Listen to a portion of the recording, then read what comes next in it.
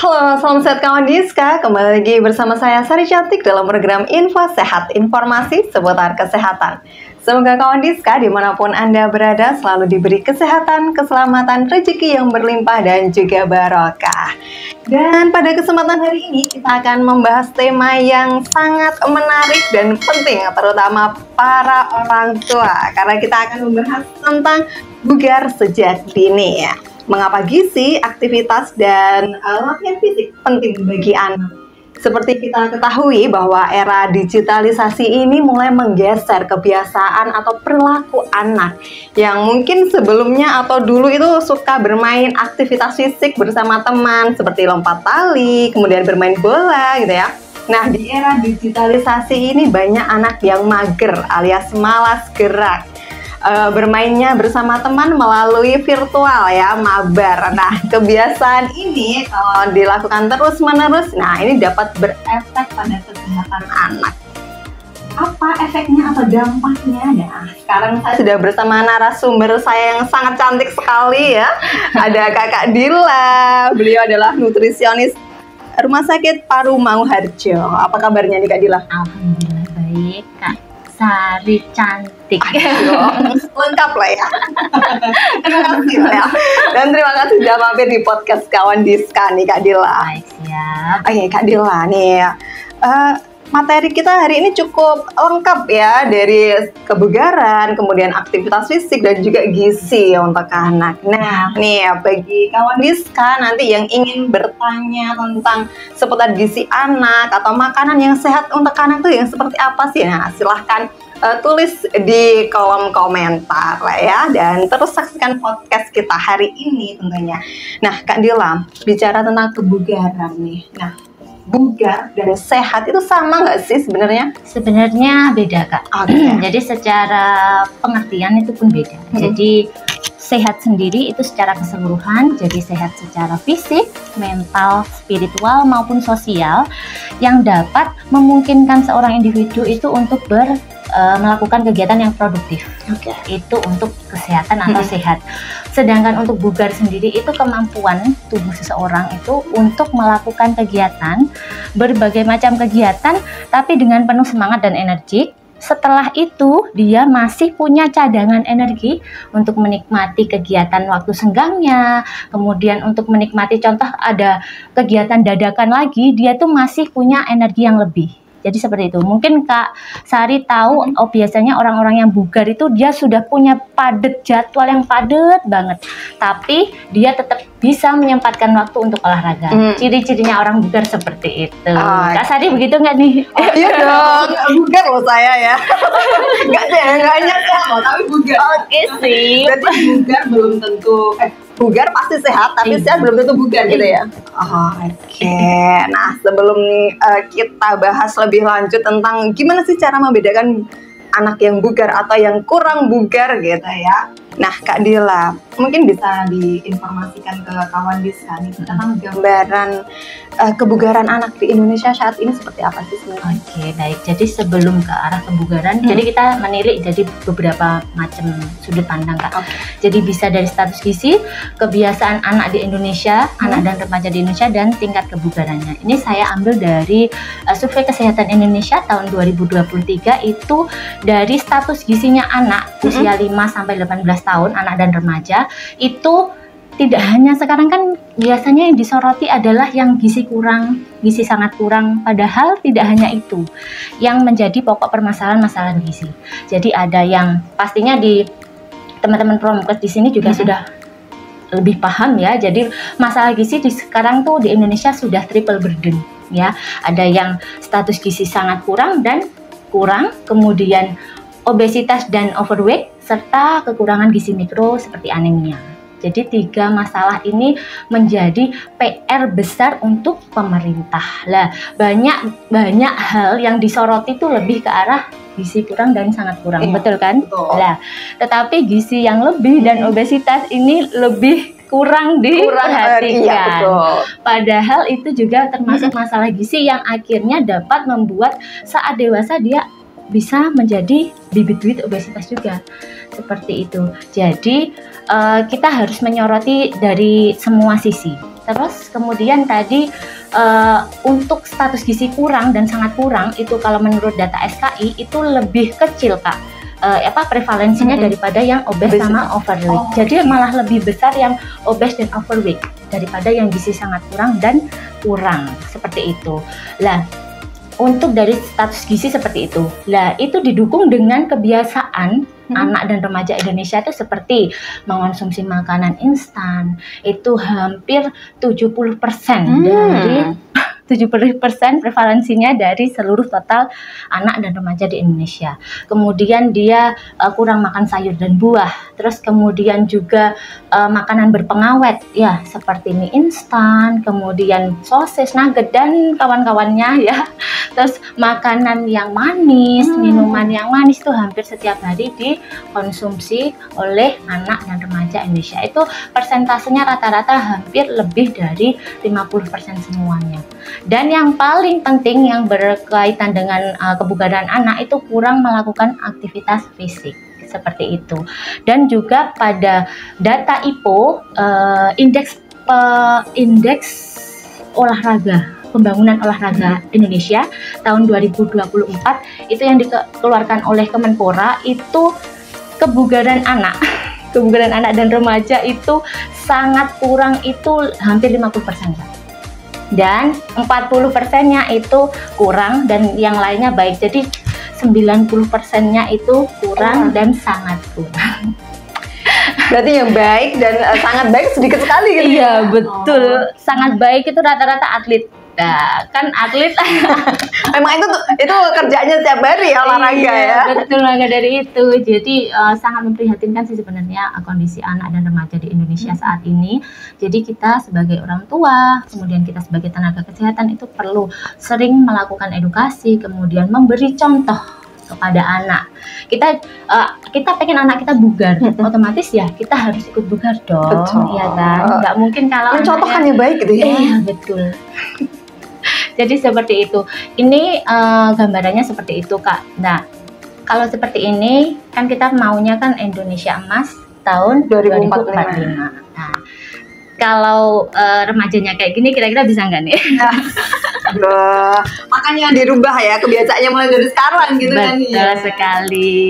Oke, tapi untuk biasanya yang faktor yang mempengaruhi kebugaran anak itu yang seperti apa sih?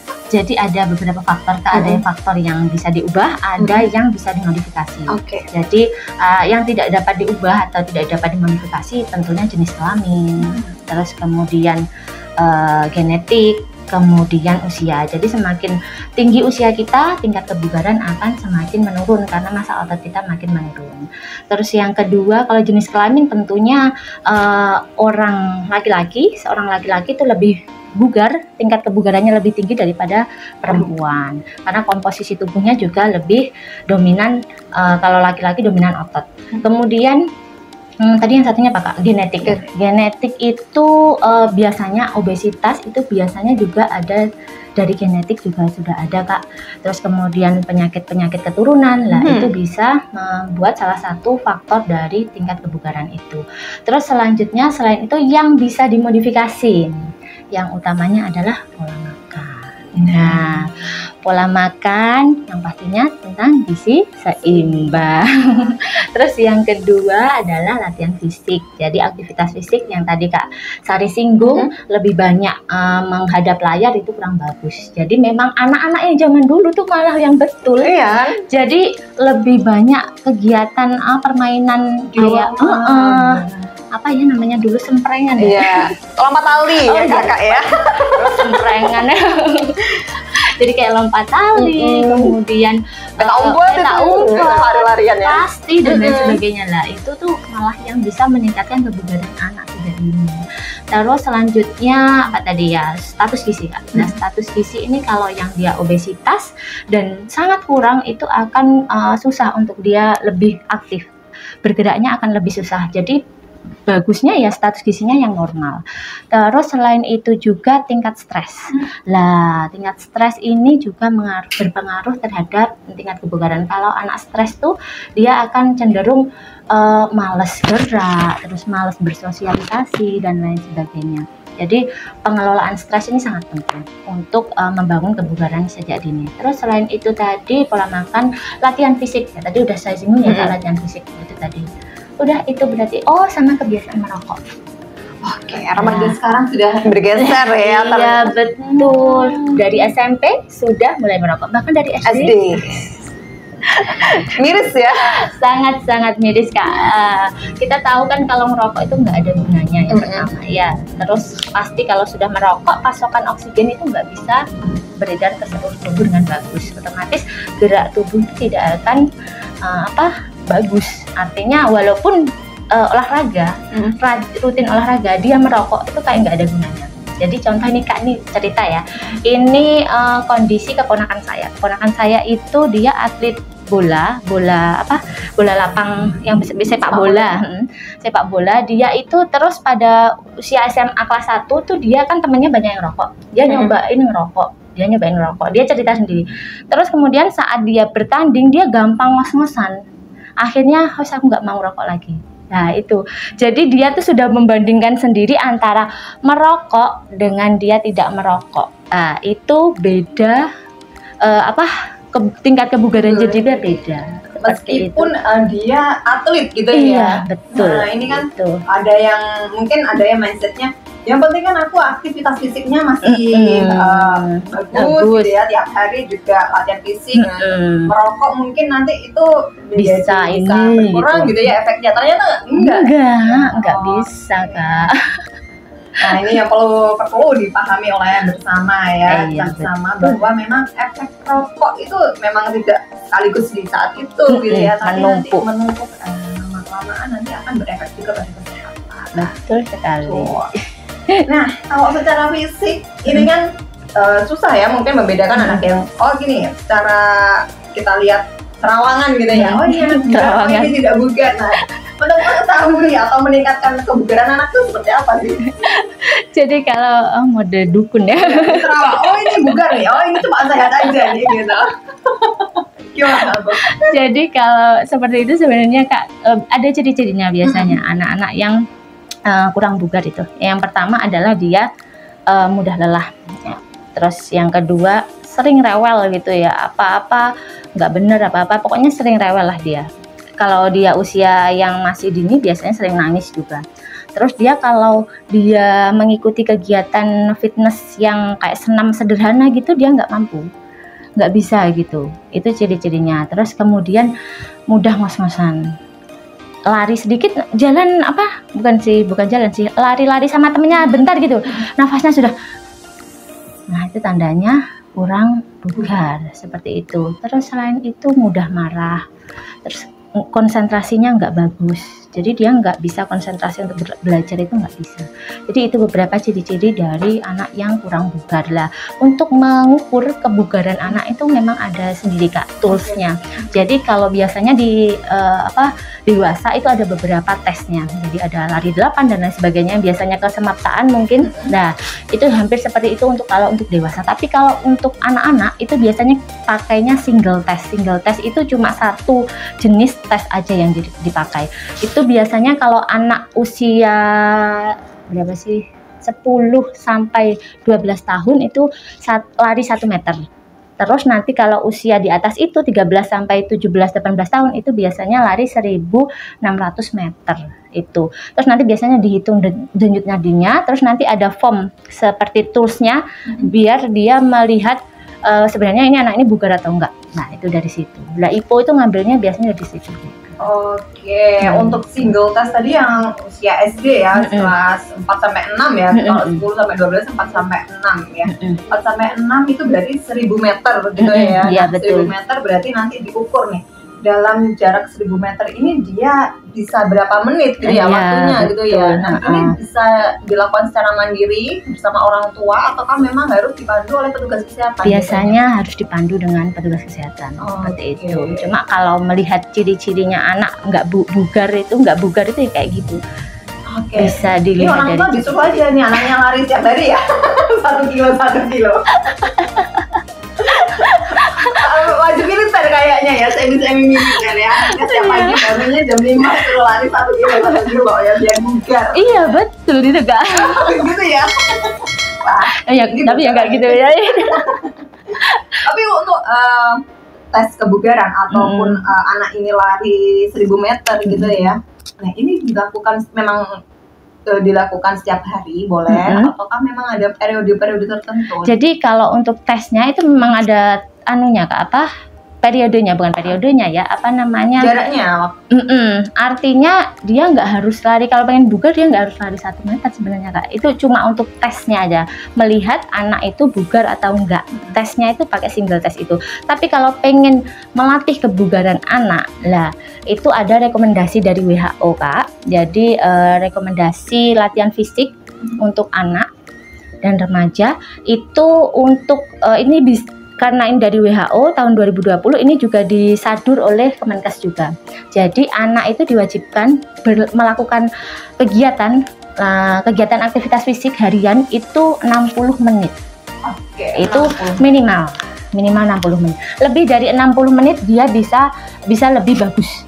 Jadi aktivitas itu mulai dari yang intensitas ringan, sedang sampai yang berat. Yang ringan itu ya seperti jalan-jalan keliling ini, lari-lari kecil kayak gitu lah. Terus kalau yang sedang itu biasanya dia main sama temennya, lari-larian cepet-cepet, main bola, terus atau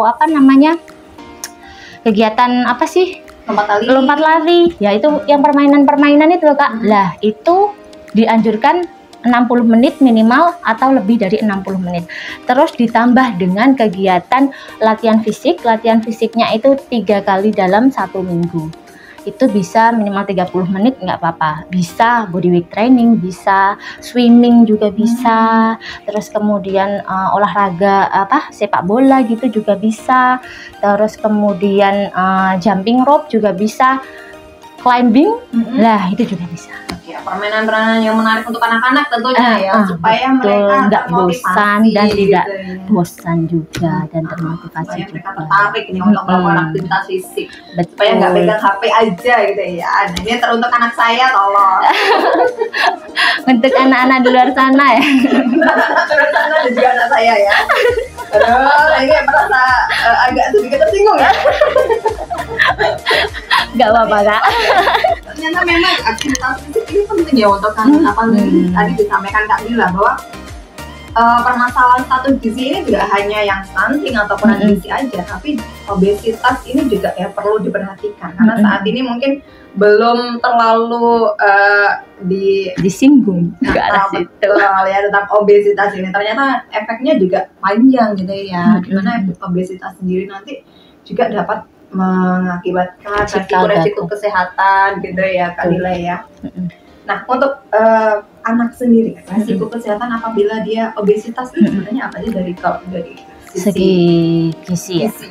Jadi banyak sih Kak penyakit semua, apalagi kalau sudah status gizinya seperti itu, ada yang status gizinya kurang, ada status gizinya sangat kurang, terus kemudian dia obesitas ataupun juga overweight, bahkan dia bisa anemi. Nah itu banyak banget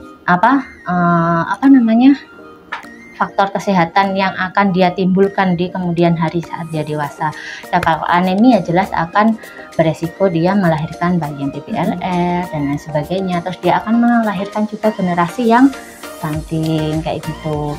Terus selanjutnya juga generasi stunting itu juga nanti akan membuat dia menyebabkan dia rentan terhadap resiko penyakit degeneratif juga. Seperti itu karena memang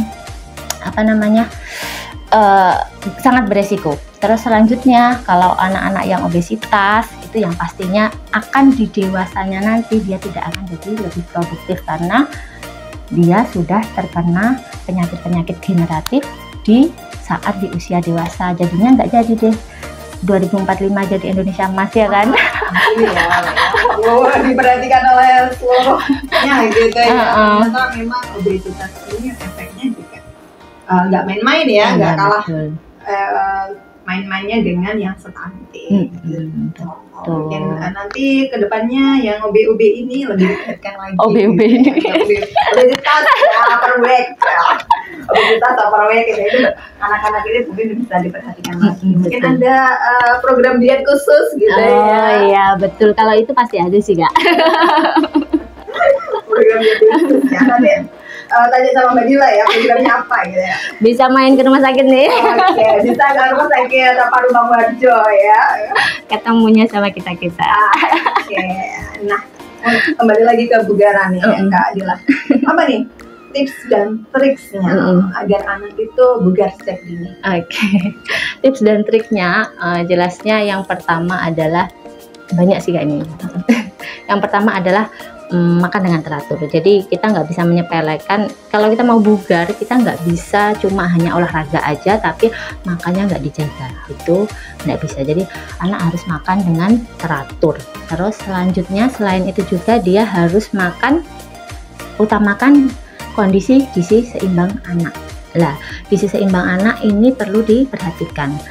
Selain itu juga anak juga harus membawa bekal, kemudian juga dia harus mencuci tangan setiap hari, terus selanjutnya menggosok gigi ya. Ini pedoman dari gizi seimbang, pesan gizi untuk anak sekolah. Cuma di sini kan kita kemarin-kemarin udah ada ini ya Kak ya, program makan bergizi gratis ya dari pemerintah. Itu bagus banget programnya, sebenarnya bagus banget, dan dia kan memang fokusnya kan tidak hanya untuk peserta didik ya. Memang ini yang sekarang kita lakukan adalah di peserta didik. Jadi sasaran selain peserta didik itu ada ibu menyusui, kemudian ibu hamil ya, terusannya anak balita juga ya Kak ya, anak balita juga. Jadi ini program ini bagus. Cuman kelihatannya ada beberapa menunya yang saya lihat nih yang berseliweran di IG ya, di internet ya. Itu kan gizi seimbang ini kan pedoman sejak tahun 2014 ya Kak ya. Nah sebelum itu ada istilahnya apa Kak dulu Kak? 4 sehat 5 sempurna lah. 4 sehat 5 sempurna itu kan sudah dientaskan diganti dengan gizi seimbang. Cuma kok menunya di MBG ini masih 4 sehat 5 sempurna, karena hampir semuanya itu memakai susu gitu. Padahal andai pun nggak pakai susu nggak masalah, karena susu sudah masuk ke dalam sumber protein hewani di gizi seimbang kan. Yang perlu kita kritisi di program MBG itu seperti itu mungkin dari segi gizi. Tapi program ini sangat bagus dan dapat menunjang gizi anak ke depannya. Seperti itu. Mungkin tinggal edukasi-edukasi kita sebagai tenaga kesehatan untuk lebih memberikan edukasi yang lebih, akhirnya anak itu mengerti kebutuhannya. Seperti itu. Tadi itu untuk gizinya. Terus selanjutnya melakukan latihan fisik yang tadi sudah saya sarankan ya Kak ya. Yang 60 menit minimal melakukan kegiatan fisik, kemudian 3 kali dalam 1 minggu untuk melakukan latihan fisik minimal bisa 30 menit untuk anak. Terus selanjutnya menjaga waktu tidur Kak. Nah waktu tidur untuk anak ini berbeda-beda, jadi masing-masing anak punya tingkat tidur berbeda-beda. Nah kalau untuk dewasa itu 7-8 jam, anak lebih dari itu. Jadi tidur siang untuk anak itu biasanya nggak masalah gitu. Memang dia wajib tidur siang. Tapi kalau untuk dewasa kadang tidur siang itu tidak perlu sebenarnya. Waduh, itu kegiatan saya itu nggak bisa minggu lah tidur siang. Sangat tidak perlu ya. Nggak berefek kali ya. Iya betul. Jadi istirahatnya kalau dewasa biasanya cukup untuk diistirahat malam aja. Beda lagi kalau shift malam sih Kak. Beda lagi ceritanya kalau shift malam ya. Terus selanjutnya kalau anak kan lebih dari itu, jadi usahakan anak itu juga tidur siang, juga tidur malamnya tercukupi juga. Terus selanjutnya pola istirahat sudah, latihan fisik sudah, makan sudah, terus kemudian dia main gadgetnya harus dibatasi. Nah, udah beraktivitas 60 menit, terus kemudian dia juga udah makan yang bagus ya. Udah tidur yang bagus tapi main gadgetnya nggak dibatasi ya, sama aja ya, main gadgetnya lebih banyak daripada bergeraknya. Itu sama aja, mager juga ya. Mager juga. Kalau anak itu kalau usia kurang dari 1 tahun itu tidak disarankan untuk pegang gadget. Ya, kurang dari 1 tahun. Terus kalau lebih dari 1 tahun itu maksimal itu 1 jam maksimal. Terus kemudian untuk selanjutnya usia balita itu bisa sampai berapa ya Kak? kisaran kurang dari 2 jam. Terus kalau untuk anak-anak dan dewasa itu sudah remaja dan dewasa itu 2-4 jam aja. Itu dari rekomendasi dari American Psychiatry tahun 2024.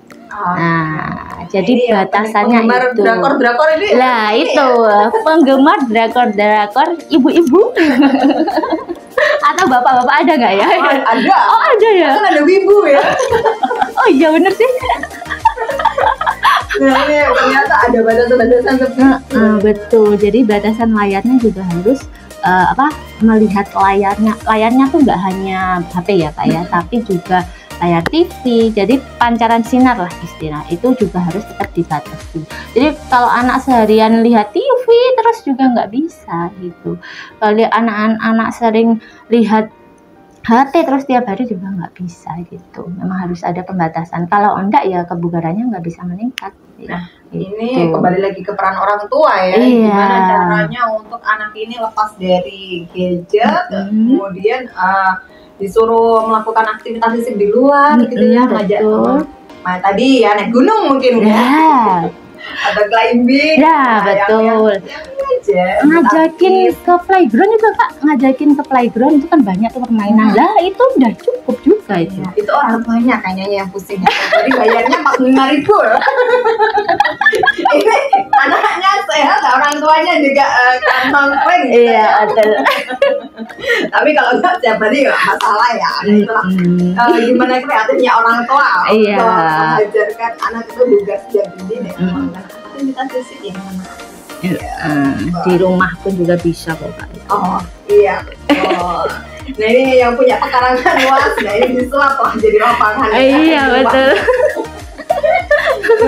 Oke Kak, bicara tentang makanan ya tadi yang berkaitan dengan gizi untuk meningkatkan kebugaran ya. Peran gizi ini apa sih sebenarnya? Oke, peran gizi itu ya itu kembali lagi Kak. Jadi sangat penting. Tadi kembali lagi ke faktor kebugaran yang yang menciptakan kebugaran. Faktornya tadi salah satunya ada di pola makan. Nah, pola makan ini ya gizi ada di dalam situ. Terus program MBG yang tadi sempat disinggung itu juga perannya juga sangat penting juga untuk kebugaran anak. Dan saya coba menjelaskan tentang peran gizi, tentang gizi seimbangnya ya Kak ya. Jadi kan tadi sudah dibahas tentang peralihan dari 4 sehat 5 sempurna ke gizi seimbang. Nah, sekarang kita bahas gizi seimbangnya. Kalau gizi seimbangnya mungkin beberapa kali sudah dibahas di podcast ini ya. Gizi seimbang itu kalau di tahun 2014 itu modelnya seperti tumpeng kayak gitu. Jadi di paling bawah sendiri adalah sumber karbohidrat ya Kak ya. Karbohidrat tidak hanya nasi ya Kak, apa aja Kak disebutkan? Bisa nasi, bisa jagung gitu ya. Terus kentang, gandum dan lain sebagainya. Nah itu. Terus tidak saja dites. Gak apa-apa ya? Gak apa-apa. Teruskan aja. Terus selanjutnya nanti itu bisa dikonsumsi 3 sampai 4 kali dalam satu hari. 3 sampai 4 porsi, sorry. 3 sampai 4 porsi dalam satu hari. Terus lajur kedua ada sumber vitamin dan mineral, ada sayur dan buah. Untuk sayur bisa dikonsumsi 3 sampai 5 kali, 5 porsi dalam satu hari. Untuk buah 2 sampai 3 porsi dalam satu hari. Terus lajur ketiga adalah protein, sumber protein ada protein hewani, protein nabati. Protein hewani dan nabati masing-masing 2 sampai 3 porsi. Lah susu itu masuk ke situ. Ya, jadi untuk susu sebenarnya kalau di program MBG mungkin bisa diperhitungkan untuk dialihkan ke yang lain gitu, nambah ayamnya mungkin ya, nambah dagingnya gitu ya. Atau nambah tahu tempenya juga bisa, karena kan memang kalau susu itu kan lebih mahal juga ya kayak kosnya lebih mahal. Terus kemudian dia juga termasuk kan rata-rata tuh juga kan kita nggak bisa kan kita mau aku pengennya produsennya ini aja jadi susunya putih terus kan nggak bisa kadang. Makanya beberapa contoh menunya itu ada yang susunya coklat, stroberi dan lain sebagainya. Itu kan kurang bagus karena gulanya yang tinggi di situ. Jadi lebih bagus ya susunya yang putih itu, tapi lebih baik juga ya tidak harus selalu ada susu gitu. Jadi yang lainnya susu pun juga bisa gitu. Terus kemudian piramida terakhir paling puncak ada GGL, gula, garam dan lemak. Nah untuk secara pedoman secara umum kalau GGL itu gulanya itu 4 sendok makan maksimal dalam 1 hari. Kalau lemaknya tuh 5 sendok makan maksimal dalam 1 hari. Kalau garamnya itu kurang dari 1 sendok teh. Nah kalau untuk anak sendiri itu untuk gula hanya 25 gram, jadi cukup 6 sendok teh saja kalau untuk gula.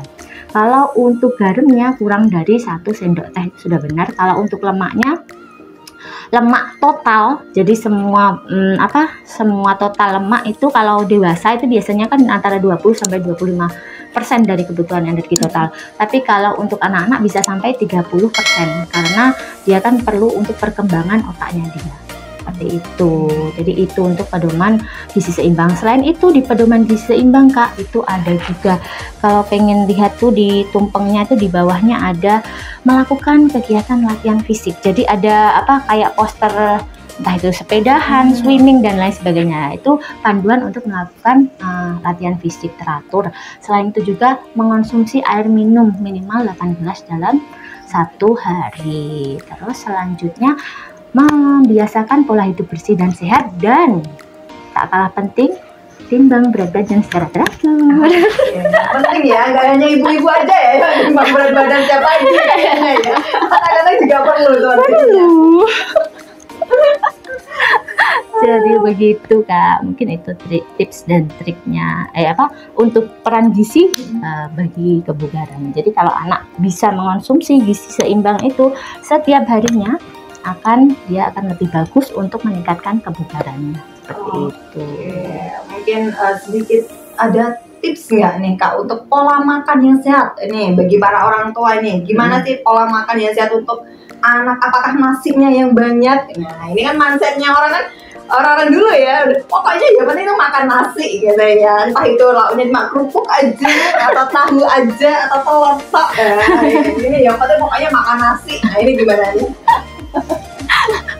Kalau yang itu pastinya kembali lagi ke gizi seimbang itu tadi Kak ya. Jadi tetap harus memenuhi gizi seimbang. Selain itu makannya harus tepat waktu.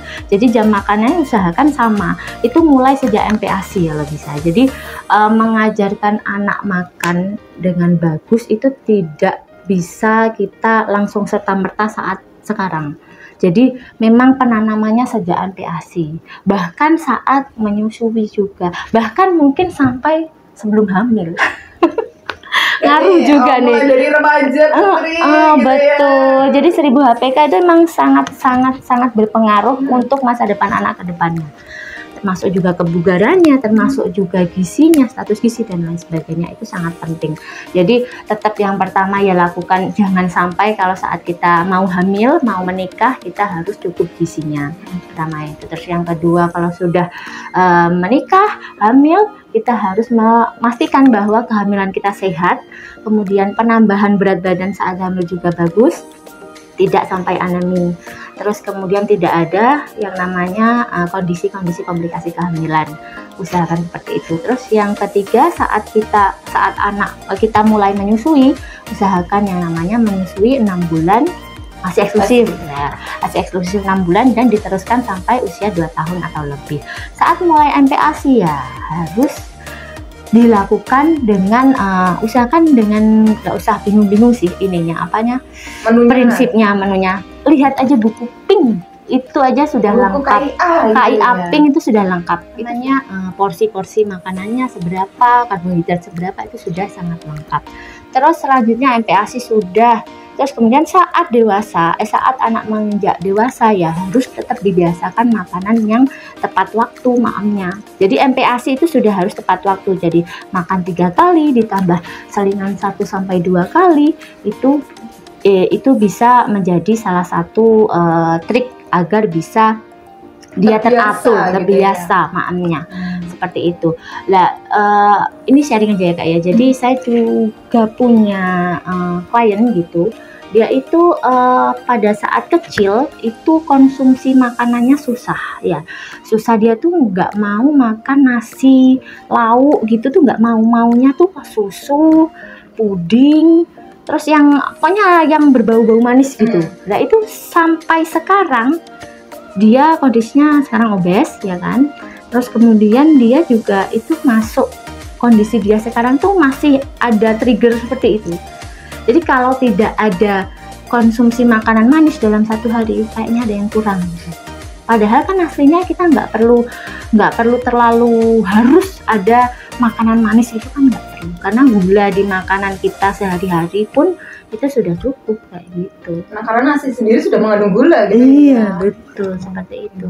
Jadi memang polanya tuh harus dibentuk mulai dari sejak dini seperti itu. Supaya terbiasa gitu ya. Karena banyak sekarang kan anak-anak yang picky gitu ya, pilih-pilih makanan, nggak mau sayur, lauknya nggak mau yang ini, nggak mau yang itu gitu ya. Ini mungkin bisa dibiasakan saat mulai dari bayi gitu ya, MPASI. Kalau MPASI-nya sudah ada sayurnya setiap hari, kemudian ada proteinnya juga, nah ini mungkin terbiasa, di lidahnya terbiasa gitu ya. Betul sekali.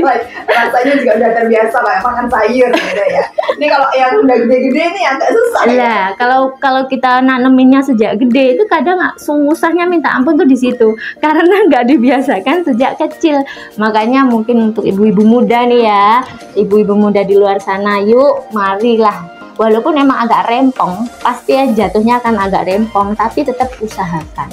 Dan jangan lupa, orang tua tuh harus menjadi contoh yang baik untuk anak, baik secara sisi makanannya sehari-hari ataupun kegiatan latihan atau aktivitas fisiknya. Karena anak tuh pasti akan ngikuti kok, pasti akan ngikuti. Seperti itu. Itu dia. Peran orang tua kembali lagi ya sangat penting ya untuk kesehatan anak ya. Kalau bukan kita siapa lagi? Betul. Oke, Kak Dila, mungkin fenomena yang saat ini tuh banyak ya yang jualan ayam crispy di pinggir jalan. Nah itu kan juga kita nggak tahu ya takaran bumbu-bumbu kepintarannya tuh seberapa banyak gitu ya, dan bumbu-bumbu rahasia lainnya. Nah itu kalau dikonsumsi nih setiap hari, meskipun ayam sendiri juga termasuk sumber protein ya. Nah kalau dikonsumsi setiap hari dari kacamata nutrisionis ini aman atau enggak nih? Karena kan tepungnya yang sangat gurih dan nikmat gitu ya. Gurih nikmat ya, kesukaannya anak-anak ya. Termasuk saya. Termasuk orang dewasa juga suka ya. Jadi kalau dikonsumsi setiap hari pastinya kurang bagus Kak. Karena kita tahu sendiri ya, kalau tepung itu kalau sudah bercampur dengan makanan terus digoreng, dia akan menyerap minyak yang lebih banyak daripada dia digoreng biasa. Oleh sebab itu pastinya kalau sering makan yang seperti itu, dia akan menambah asupan lemak, yang lemak jenuh apalagi yang lebih banyak. Karena kita tahu kalau kita beli di luar itu pasti kan minyaknya udah beberapa kali dipakai. Kadang ya di anu lagi kemarin itu kadang dipakai lagi dan lain sebagainya ya. Iya betul, merasa bersih, merasa jernih, padahal ya udah nggak bisa gitu. Jadi lebih baik ya kalau mau makan bolehlah sesekali, tapi kalau untuk setiap hari saran saya tidak usah.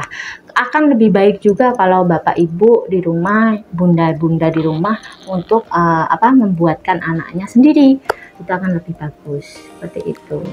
Mungkin ada bahan-bahannya juga lebih higienis, gitu iya betul. Minyak yang dipakai juga lebih bagus seperti itu. Itulah kalau dari segi nutrisi. Tapi untuk kandungan gizinya juga apakah? Kalau dari segi kandungan gizi yang jelasnya ya tinggi lemak. Tinggi lemak dia walaupun proteinnya ya masih ada ya, cuma ya tetap aja dia akan tinggi lemak jatuhnya karena makanannya juga modelnya kan terus fast food juga ya kan dia kan dia langsung dimasak dalam suhu tinggi. Nah, otomatis itu juga akan membuat resiko degeneratif penurunan kerusakan proteinnya. Protein dari si ayam itu tadi. Berarti memang kandungan gizinya sudah berubah lagi gitu ya. Nah, jadi para ibu-ibu jangan malas masak ya dulu, jangan malas saya ya. Aduh, pengakuan dosa. Oke, sama Kak Dila hari ini kayaknya ini pengakuan dosa saya ya, semua ya, satu segmen ini. Oke. Nah, untuk ada nggak tips nih untuk bagi orang tua yang anaknya susah makan ya, terutama yang udah gede-gede, Udah gede-gede ya. Agak mau remaja nih, yang susah gitu. Iya, oke. Diaturnya. Oke, kalau saran dari saya sih Kak, tetap sediakan. Yang pertama kali dilakukan adalah sediakan menu. Utamanya juga biasanya kan anak-anak sukanya susah sayur ya. Sediakan menu sayur setiap kali makan. Sediakan menu sayur setiap kali makan. Terus yang pertama itu. Yang kedua, utamakan juga sediakan protein juga setiap kali makan. Jangan hanya tahu tempe aja. Jangan kerupuk. Jangan. Jadi usahakan ya protein hewani ya, telur, ayam, ikan ya, daging ada, terus kemudian tahu tempe juga ada. Usahakan ada 2 lauk ini. Terus selanjutnya kalau sayur sudah, si protein juga udah. Lah ini yang juga agak susah nih biasanya mengkombinasikan si karbohidrat yang paling bawah, gizi seimbang yang paling bawah itu biasanya agak susah. Jadi pesan gizi tadi saya kelupaan. Jadi Kak, pesan gizi itu 3 kali makan dalam sehari, pagi, siang, malam bersama dengan keluarga. Harus Ya. bersama dengan keluarga. Iya, jadi makan pagi diusahakan ya kalau bisa ya dengan keluarga gitu ya. Terus kemudian nanti kalau di sekolah kalau bisa dibawakan bekal ya. Utamakan tetap ini, anak boleh jajan tapi jajannya juga dikasih tahu bahwa kalau sebenarnya anak itu kalau dibiarkan dia kayak nggak punya batasan Kak. Tapi kalau dikasih tahu sedikit dia nanti tersonding sendiri sebenarnya. Apalagi kalau anak-anak masih usia PAUD gitu ya. Dia kan kalau sudah agak susah makan ya agak susah. Tapi kalau kita jarno terus akhirnya kita turuti dia konsumsi makanan yang nggak bagus itu terus, ya itu akan terus-terusan. Nah, kalau kita nggak melakukannya mulai dari sekarang, terus kapan lagi gitu. Jadi usahakan seperti itu, makannya anak harus teratur, dan juga tadi usahakan lengkap menunya, makan bersama keluarga, dibawakan bekal, dan kemudian menyikat gigi setiap hari juga itu perlu, salah satu tips juga. Karena kalau kesehatan gigi tidak bagus, otomatis dia akan mengonsumsi makanan itu nggak bisa enak, nggak bisa bagus. Penyerapan makanan itu juga nggak bisa bagus karena fungsi mengunyahnya dia kurang, seperti itu ya. Jadi memang beberapa tips seperti itu. Terus kemudian batasi juga konsumsi gulanya, jangan terlalu banyak gula atau susu kemasan atau jajan-jajan yang tinggi gula, garam, dan lemak. Seperti itu juga tetap harus dibatasi. Emang agak susah, tapi ya itu tadi, kita harus mencoba. Kalau tidak dicoba, tidak akan jalan. Seperti itu ya. Ini peran orang tua sepertinya susah sekali ya untuk diterapkan ya, harus kreatif, benar-benar harus kreatif gitu ya supaya anak itu mau makan. Nah, Oke, untuk mungkin menanggapi nih orang-orang yang zaman dulu gitu ya, pokoknya yang penting makan nasi gitu ya. Nah ini yang penting makan nasi sama kerupuk aja itu lebih baik, atau makan lauknya aja, mungkin dikasih ayam goreng 3 atau 2 gitu. mau yang ini mana ya? ini berarti pilihan antara kerupuk sama nasi atau protein aja. Supaya anak ini juga tetap makan. Oke, kalau saran saya ini, kalau karena pilihannya hanya 2, ya Allah, pelit banget. Cuma 2 mau aja pilihannya ya, karena bangga tuh ya penting pokoknya makannya nasi ya, yang penting makan nasi. Nah padahal nasinya tuh cuma sama kerupuk aja atau enggak sama kecap aja. Nah, itu yang salah. Jadi kalau pilihannya cuma 2, jadi kalau saran saya kalau pilihannya 2, saya pilih saran saya pilih yang pakai dikonsumsi protein. Anak mengonsumsi protein aja. Kalau pilihannya hanya 2 itu. Jadi biasanya nih Kak, ini trik saya ngasih ke anak juga. Sama kalau bilangi pasien di rumah sakit. Biasanya anak kan kalau sakit tuh kan susah makannya. Dek, ayo dek makan dimakan lauknya aja. Kayak gitu, pasti kayak gitu. Nanti nasi sama sayurnya nggak apa-apa belakangan, pasti kayak gitu sarannya. Tapi memang itu nggak masalah, karena memang kan kondisi sakit ya susah untuk mengonsumsi makanan ya, karena memang indera pengecapnya, nafsu makannya juga sudah kurang karena kondisi penyakitnya. Kalau untuk anak-anak, kalau yang picky ya, kalau memang ya sediakan aja makanan protein hewani kayak gitu. Protein hewani bisa dicampur dengan protein nabati. Nanti udah dikasih itu, nanti lama-lama selipkan sayur, selip gitu. Jadinya lengkap deh. Oh iya, jadi memang harus kreatif ya. Iya, betul. Agak susahnya di situ ya, Kak, ya, nggak apa-apa. Iya betul, nggak apa-apa Kak Dila, nggak apa. Itu sudah menjadi tanggung jawab kita sebagai orang tua. Betul. Nah memang bagi anak-anak yang picky ini agak susah gitu ya. Harus ada treatment sendiri, dan juga harus emaknya harus kreatif ya. Oke, Kak Dila, mungkin terakhir, mungkin ada pesan-pesan yang bisa disampaikan ke kawan Diska nih. Oke, kalau pesan-pesan yang mau saya sampaikan kepada kawan Diska, ingat saja bahwa kebiasaan baik sejak dini itu akan dibawa untuk usia dewasa nanti ya. Dan ingat bahwa gizi, kemudian latihan fisik, aktivitas fisik yang sudah saya tadi jabarkan itu sangat penting. Kita sebagai orang tua juga harus menjadi teladan yang baik. Dan ingat juga, Indonesia itu berawal dari anak yang sehat dan bugar untuk mewujudkan Indonesia Emas tahun 2045.